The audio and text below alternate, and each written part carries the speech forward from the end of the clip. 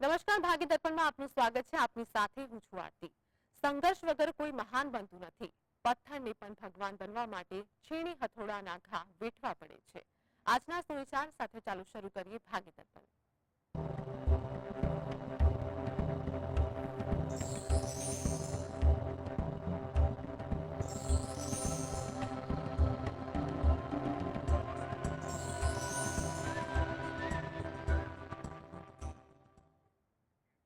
તો ભાગ્ય દર્પણમાં આપના પ્રશ્નોના નિરાકરણ અને રાશિફળ વિશે માહિતી અને માર્ગદર્શન આપવા માટે આપણી સાથે જોડાયા છે જ્યોતિષ આચાર્ય અને વાસ્તુશાસ્ત્રી હર્ષિતભાઈ પાઠક. હર્ષિતભાઈ, જીએસટીવીમાં આપનું સ્વાગત છે. નમસ્કાર. નમસ્કાર.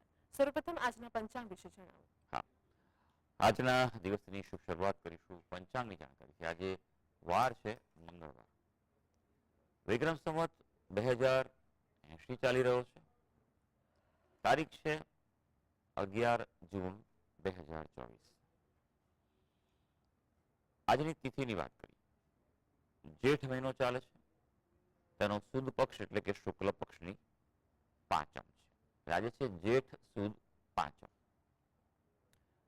નક્ષત્ર આવે છે આશ્લેષા, યોગ વ્યાઘાત આવે છે અને કરણ બાલવ આવે છે. આજની રાશિ આવે છે કર્ક રાશિ, કે જેના નામાક્ષર હોય છે ડ અને હ. જો કે રાત્રે 11:48 થી સિંહ રાશિનો પ્રારંભ થશે, જેના નામાક્ષર છે મ અને ટ. એટલે રાત્રે 11:48 સુધીમાં જો કોઈ બાળકનો જન્મ થાય તો તેનું નામ કર્ક રાશિ પરથી પાડું હિતાવ રહેશે, અને જો ત્યારબાદ થાય તો સિંહ રાશિ પરથી પાડું હિતાવ રહેશે. આ જ પ્રમાણે ગ્રહ ગોચર અને મુહૂર્તની પણ ગણતરી કરવાની રહેશે. દિન વિશેષની વાત કરીએ, આજનો દિવસ મધ્યમ છે. આજે દગ્ધ યોગ છે, જે અશુભ ગણાતો હોય છે, જે સાંજે 5:28 સુધી રહેવાનો છે. હર્ષિતભાઈ, આગળ વાસ્તુ અંગે દર્શક મિત્રોને માહિતગાર કરજો.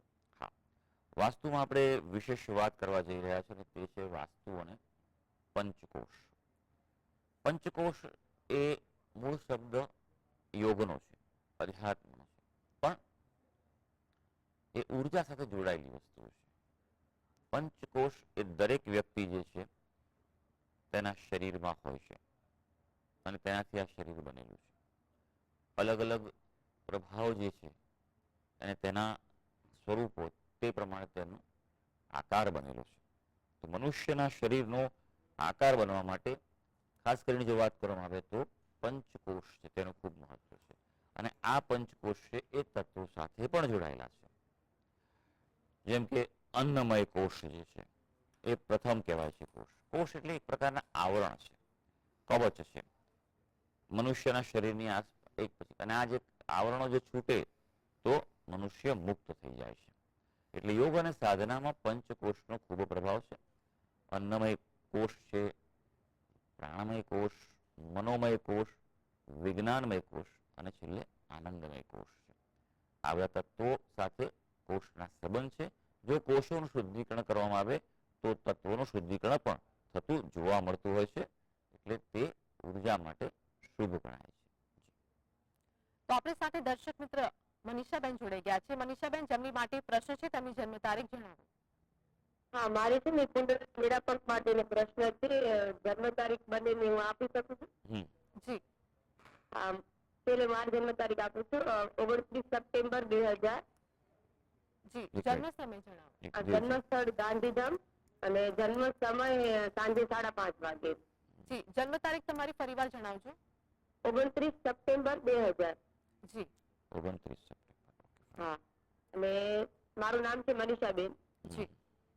અને હું છોકરાને કહું છું, છોકરાનું નામ છે નીલ પટેલ. એક મિનિટ. એક જ મિનિટ ઉભા રહેજો.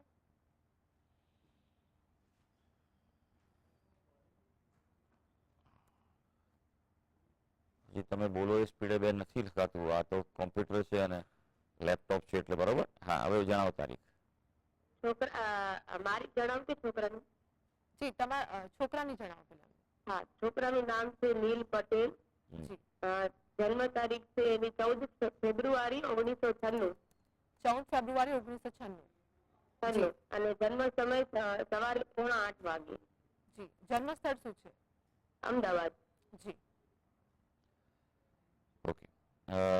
જો આ જે તમને મેળાપક છે હું બેઝિક મેળાપક જ કરી આપી શકીશ, કારણ કે જે સાચું શાસ્ત્રોક્ત મેળાપક છે એમાં ખૂબ સમય જાય. લગભગ 21 બાબતો જોવાની હોય છે. કુંડળીનું મેળાપક એ ખૂબ અગત્યનું છે. પ્રાથમિક બાબત બહુ જરૂરી છે, જોકે કે જે આપણે સમજવા માંગતા હોઈએ છીએ કે કુંડળીમાં મેળાપક કેવું છે, ચંદ્રનો મેળાપક કેવો છે, એ પણ સમજવું ખૂબ જરૂરી છે. બંનેને મંગળ છે કે નહીં એ પણ સમજવું બહુ જરૂરી છે. બરોબર છે. હવે આપની જે કુંડળી છે તેમાં મંગળ છે અને સામે પાત્રમાં પણ મંગળ છે, એટલે એ રીતે બંનેની કુંડળી જે છે તે અનુકૂળ આવી રહી છે. પણ ચંદ્રનો મેળ નથી આવતો, મનમેળમાં તકલીફ પડી શકે એટલું પણ છે, ધ્યાન રાખવું પડે તમારે, કારણ કે બીજે અને 12મે ચંદ્ર થાય છે તમારો. બરોબર છે. તમારી જે છે તુલા રાશિ થાય છે, પેલા ભાઈની છે વૃશ્ચિક રાશિ છે, એટલે આ ભૂકુટ દોષ ઉભો થઈ રહ્યો છે. ગુણાંક મધ્યમ આવી રહ્યા છે 21.5 છે, એટલે બીજી બધી રીતે ઓકે આગળ વધી શકાય. પણ ડિટેલમાં કુંડલી વિશ્લેષણ કરાવીને જ મારી આગળ વધવાની તમને સલાહ છે. તો આપણી સાથે અન્ય દર્શક મિત્ર મહેશભાઈ જોડે ગયા છે. મહેશભાઈ, જેમની માટે પ્રશ્ન છે તેમની જન્મ તારીખ જણાવો. જી મહેશભાઈ. જય શ્રી કૃષ્ણ. જી. મારે બેબીની જન્મ તારીખ છે 3/5/2004. 3/5/2004. જન્મ સમય શું છે? જન્મ સમય સવારે 10 વાગે. જન્મ સ્થળ જણાવો. જન્મ સ્થળ અમદાવાદ. પ્રશ્ન જણાવો આપનો. પ્રશ્ન એના કેરિયર વિશેની જાણકારી લેવી હતી. એ કશું કરે છે પણ પાછી પડે છે. જી. અત્યારે શું કરે છે? અત્યારે એમબીએમાં અભ્યાસ કરે છે. શેમાં છે? એમબીએ. એમબીએ કરે છે. અચ્છા. અને ગ્રેજ્યુએશન શેમાં કર્યું? ગ્રેજ્યુએશન કોમર્સમાં જ કર્યું છે. બીકોમ પછી એમબીએ કરે છે. અચ્છા. ઓકે, ચાલો જોઈ લઈએ કુંડળી શું કહી રહી છે. અને કુંડળીમાં ગ્રહોની સ્થિતિ જે છે તે ખૂબ અગત્યની ગણાતી હોય છે. તમે જે વિગત આપી છે અનુસાર જો કુંડળીની વાત કરવામાં આવે તો મિથુન લગ્નની કુંડળી આવી રહી છે, અને રાશિનો જે સ્વામી જે છે એ બુધ ગ્રહ જે છે એ કર્મસ્થાનમાં સારું છે, પણ લાભસ્થાન છે એ અટકેલું છે. લાભસ્થાનમાં સૂર્ય અને રાહુ છે. સૂર્ય ભગવાન ઉચ્ચના છે એટલે એક સારી વસ્તુ છે, પણ રાહુને કારણે જે ઉત્તમ ફળ આપવું જોઈએ તે આપી નથી રહ્યા. એટલે સૌથી પહેલી વાત તો એ છે કે સૂર્યની ઉપાસના કરે, ખૂબ જરૂરી છે. સૂર્યની ઉપાસના કરવાથી એને ખૂબ લાભ થશે. દરરોજ સૂર્યને જળ ચડાવે, સૂર્યના મંત્ર જપ કરે, અને ખાસ વિન્યાસ સંકલ્પ પદ્ધતિ જે વિશેષ પદ્ધતિ છે તેના દ્વારા નિવારણ કરાવો ગ્રહણ દોષનું, તો એના માટે ખૂબ સારું રહેશે. અત્યારે હાલ રાહુની જ દશા ચાલે છે, માટે એમ કહેવાય કે પીડાકારી દશા છે, તો એ ધ્યાન રાખવું પડે. 2027 સુધી રાહુની દશા છે. ત્યારબાદ ગુરુ મહારાજની દશા થશે, તે શુભ ગણાશે. ત્યાં સુધીનો સમય મધ્યમ કહેવાય, કોઈ રિસ્ક ન લેવું જોઈએ. દર્શક મિત્ર ભાવનાબેન આપણી સાથે જોડાયા છે, જેમની માટે પ્રશ્ન છે તેમની જન્મ તારીખ જણાવો. જી ભાવનાબેન. હા, જન્મનો સમય 7/6/2000 અને જન્મનો સમય સવારે 11:25. જી, જન્મ તારીખ ફરીવાર જણાવજો. 7/6/2000. 7/6. જી જી. જન્મ સ્થળ શું છે? જન્મ સ્થળ રાધનપુર. જન્મ સમય ફરીવાર જણાવો. જન્મ સમય સવારે 11:25. જી, પ્રશ્ન જણાવો આપનો. પ્રશ્ન એને હજુ સુધી કઈ ધંધાનું કે નોકરીનું કઈ સેટિંગ નથી. હવે સરકારી પરીક્ષા બહાર ભણેલું છે, બધું સરકારી પરીક્ષાની તૈયારી કરે છે. સરકારી પરીક્ષામાં સફળતા મળશે કે પ્રાઇવેટમાં જોબ કરવી કે એના માટે શું યોગ્ય રહેશે? ક્યારે કમાઈને આપશે? 24 વર્ષ ચાલે પછી શું બેઠું 7 તારીખે? જી ભાવનાબેન, કોની માટે પ્રશ્ન છે? મારા બાબા માટે. જી. હાજી. જો તમારા દીકરાની વાત કરીએ તો રાશિ જે છે તેમની કર્ક રાશિ આવે છે. ચંદ્ર અને રાહુનો ગ્રહણ દોષ છે, એટલે નિર્ણય શક્તિમાં એમ કહેવાય કે નિર્ણય શક્તિ નબળી છે. લોકોના પ્રભાવમાં જલ્દી આવી જાય છે, લોકોની અસરમાં જલ્દી આવી જાય, અને વિચારો ખૂબ મોટા મોટા કરે કે આમ કરવું છે તેમ કરવું છે, પણ સરવાળે જ્યારે મહેનત કરવાની વૃત્તિ આવે ત્યારે મહેનત કરવામાં યોગ્ય રીતે આયોજન થતું નથી, અને કદાચ એમ કે આરંભે શુરા હોય પણ છેલ્લે પહોંચવામાં તકલીફ પડી જાય તેવું છે. એટલા માટે આ ગ્રહણ દોષ છે તેનું આપણે નિવારણ કરાવવું જોઈએ.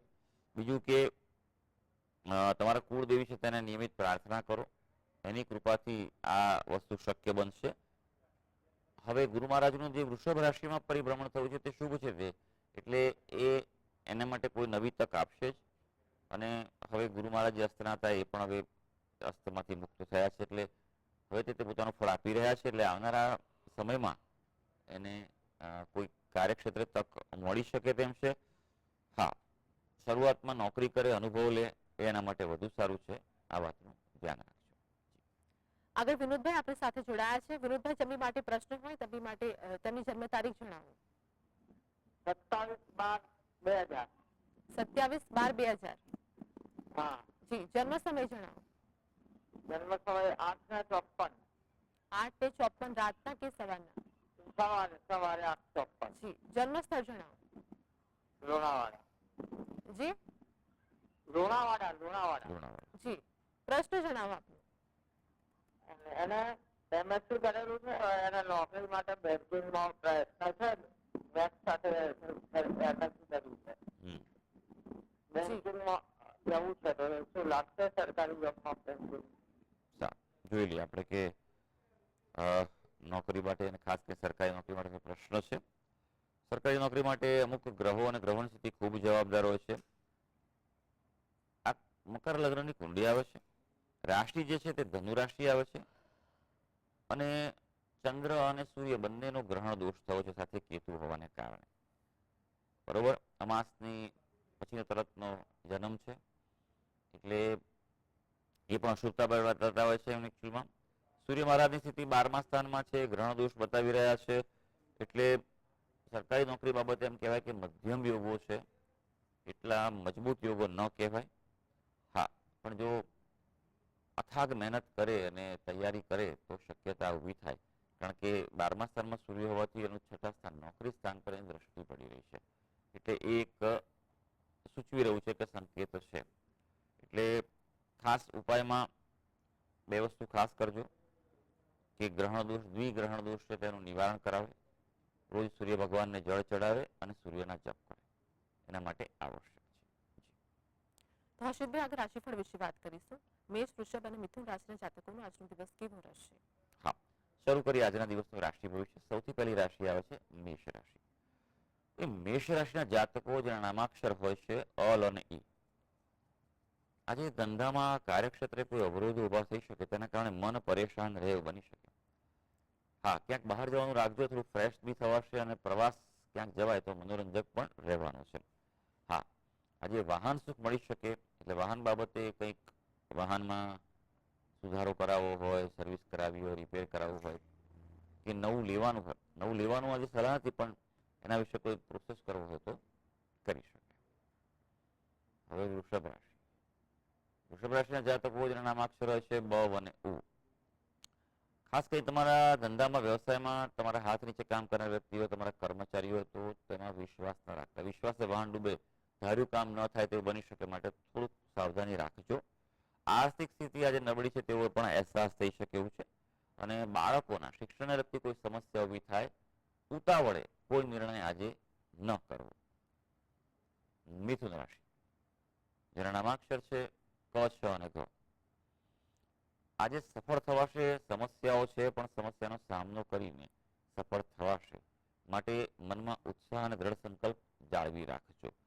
આજે જ્ઞાનમાં વધારો થશે, કંઈક નવું જાણવાનું મળે, નવું શીખવાનું મળે તેવું બને, તે તમારા માટે ભવિષ્યમાં લાભદાયી રહેશે.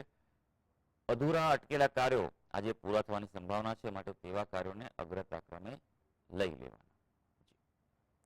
હર્ષિતભાઈ, આગળ રાશિફળમાં કર્કસિંહ અને કન્યા રાશિના જાતકોનું રાશિ ભવિષ્ય શું કહે છે તે જણાવો. હા, કર્ક રાશિની વાત કરીએ.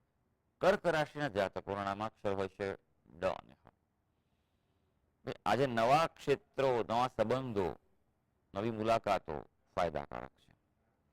ધંધાકીય ક્ષેત્રે સફળતાની તક તમારી રાહ જોઈ રહી છે. જે મળે તક સ્વીકારી લેજો. હા, પણ ઉતાવળમાં ન કરતા.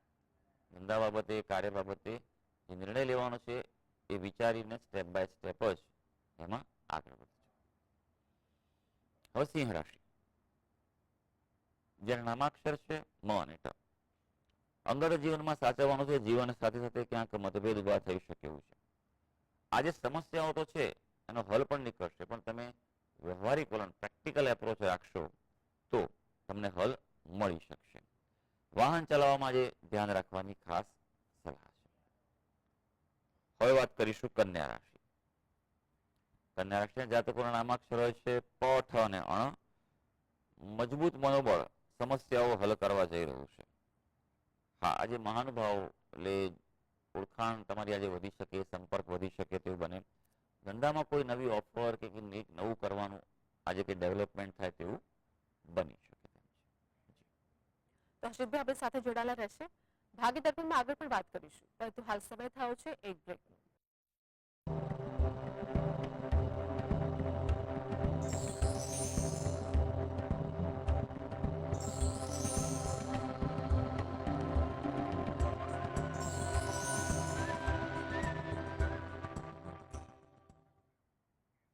બ્રેકમાં સ્વાગત છે.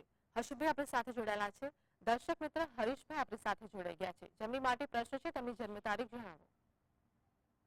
હલો, જી હરીશભાઈ. હું હરેશભાઈ મારા દીકરા પિયુષ પંડ્યા વિશે પૂછવા માંગુ છું. એની જન્મ તારીખ છે 29/1990. જન્મ સમય સવારે 10 કલાકે મહીસાગર લુણાવાડા. એના જન્મ લગ્ન તારીખ હરીશભાઈ જન્મ તારીખ ફરીવાર જણાવજો. 29/6/1990. 29/6/1990. જી જન્મ સમય જન્મ જણાવો. સમય સવારે 10 કલાકે જન્મ સ્થળ મહીસાગર શું છે? લુણાવાડા. જી જી મહીસાગર લુણાવાડા. જી પ્રશ્ન જણાવો આપનો. પ્રશ્ન એના મેરેજ નથી થતા અને એને સરકારી નોકરી મળશે કે કેમ, કે એના જીવનમાં કોઈ બદલાવ આવશે કે કેમ એ નહીં. જી શું અભ્યાસ કર્યો છે એમણે? એને અત્યારે આમ BA કરેલું છે અને ડિપ્લોમા ઇલેક્ટ્રિકલ એન્જિનિયર. જોઈ લે ભાઈ કે શું પરિસ્થિતિ છે, ગ્રહો શું કહી રહ્યા છે. સિંહ લગ્નની કુંડળી આવે છે. રાશિ જે છે તે કન્યા રાશિ આવે છે, પઠ અને અણ. કન્યા રાશિમાં હાલ કેતુ ચાલી રહ્યો છે, માટે આર્થિક બાબતે ઉતાર ચઢાવ આવી શકે, ચેન્જીસ પણ ઘણા આવી શકે, પણ યોગ્ય માર્ગદર્શન લઈને ડિસિઝન લેજો. હજી માર્ચ 2025 સુધીનો સમય છે, થોડોક મધ્યમ છે. ત્યારબાદ અનુકૂળતાઓની વૃદ્ધિ થવાની સંભાવના છે. રાહુ મહારાજની દશા ચાલી રહી છે. રાહુ કુંડળીમાં છઠ્ઠા સ્થાનમાં છે, એટલે મજબૂત કહી શકાય. છઠ્ઠા સ્થાનમાં પણ ક્યારેક નોકરી મેળવવામાં સમસ્યા ઊભી કરે. હા, સરકારી નોકરી માટે પ્રયત્ન કરવો જોઈએ. સૂર્ય મહારાજની સ્થિતિ સારી છે. કર્મસ્થાનમાં પણ સ્વગૃહી શુક્ર છે, એ પણ ઉત્તમ સ્થિતિમાં છે, એટલે એ વાતનું ધ્યાન રાખવાનું કે પ્રયત્ન કરવા પડશે. હા, ભાગ્યસ્થાનનો અધિપતિ મંગળ જે છે તે તેનાથી 12મે અને 8મા સ્થાનમાં પડે છે, એટલે ભાગ્ય ખૂબ નબળું પડી રહ્યું છે. આ કુંડળીમાં 2 ઉપાય ખાસ કરવાની જરૂર છે. સૌથી પહેલી વાત કે મંગળ ગ્રહના જપ કરે, દાન કરે, વિધિવત અનુષ્ઠાન કરે, યોગ્ય સંકલ્પ લઈને યોગ્ય મુહૂર્તમાં. એના માટે જીવનમાં ભાગ્ય પરિવર્તન કરવું ખૂબ જરૂરી છે. બીજું કે સૂર્યને રોજ જળ ચડાવે અને બને તેટલા ગાયત્રી મંત્રના જપ કરે તો તેના માટે અનુકૂળતા વધી શકશે. તો હર્ષિતભાઈ રાશિફળ વિશે વાત કરીશું. તુલા, વૃશ્ચિક અને ધન રાશિના જાતકોનો આજનો દિવસ કેવો રહેશે? તુલા રાશિની વાત કરીએ. તુલા રાશિના જાતકો જેના નામાક્ષર છે ર અને ત. સંતાન તરફથી સારા સમાચાર મળે આજે, એટલે પોઝિટિવિટી ફીલ કરશો. સ્વાસ્થ્ય પણ સારું રહેવાનું છે અને ખાસ કરીને તમારો કાર્યક્ષેત્રે ધંધા, વ્યવસાય, નોકરી કરતા હશો તો રોજગાર ક્ષેત્રે પણ આજે પ્રગતિ થઈ શકે છે. હવે વૃશ્ચિક રાશિ. વૃશ્ચિક રાશિના જાતકો જેના નામાક્ષર છે ન અને ય. ધર્મના કામોમાં રસ વધે એવું છે. ધાર્મિકતા આજે વધે ને તમારા માટે જરૂરી છે. આજે આર્થિક સ્થિતિમાં પણ કોઈને કોઈ રીતે સુધારો થવાની સંભાવના છે. હા, ખર્ચ પર કાબુ રાખવો જરૂરી છે. ખર્ચ ઓછો કરવો આવશ્યક રહેશે. હવે ધનુ રાશિ. ધનુ રાશિના જાતકો જેના નામાક્ષર છે ભ, ધ, ફ અને ઢ. મિત્રો સાથે સમય પસાર થાય આજે એવું બને. અન્ય પ્રવૃત્તિમાં રસ વધશે આજે તેવું બને. આજે તમારા કાર્યક્ષેત્રે ઓફિસના કામ માટે કોઈક નાની સફર, યાત્રા પણ કરવાનું પ્લાનિંગ થઈ શકે તેમ છે. આ યાત્રા જો પ્લાનિંગ થાય ચોક્કસ કરજો. યાત્રા સફળ અને આનંદદાયક રહેવાની છે. તો હર્ષિતભાઈ આગળ અંતિમ 3 રાશિ મકર, કુંભ અને મીન વિશે જણાવો. મકર રાશિની વાત કરીએ. મકર રાશિના જાતકો જેના નામાક્ષરો છે ખ અને જ. સમાજમાં તમારી ક્રિયાઓની ટીકા થાય, માટે થોડુંક વાણી વ્યવહારમાં ધ્યાન રાખજો, સંયમ રાખજો. હા, સરકારી ક્ષેત્રના લોકો સાથે સંબંધો વધે અને તે અનુકૂળતા પણ આપી શકે તેમ છે, પણ આજે ખાસ વાણી ઉપર સંયમ ખૂબ જરૂરી છે. કુંભ રાશિ. કુંભ રાશિના જાતકો જેના નામાક્ષર છે ગ, સ, શ અને શ. સ્વાસ્થ્ય તરફ ધ્યાન આપવું ખૂબ જરૂરી છે. બેદરકાર ન રહેતા યોગ, પ્રાણાયામ, કસરત બધું કરતા રહેજો. ધંધામાં કોઈ નવા કરાર થાય, નવી ઓફર થાય, નવું પ્લાનિંગ થાય તેવું આજે બની શકે, પણ આજના દિવસે ખાસ એ વાત છે, ગ્રહો સૂચવે છે અજાણ્યા વ્યક્તિઓ પર વિશ્વાસ કરવાનો નથી, સાવચેત રહેજો. હવે મીન રાશિ. મીન રાશિના જાતકો જેના નામાક્ષરો હોય છે દ, ચ, ઝ અને થ.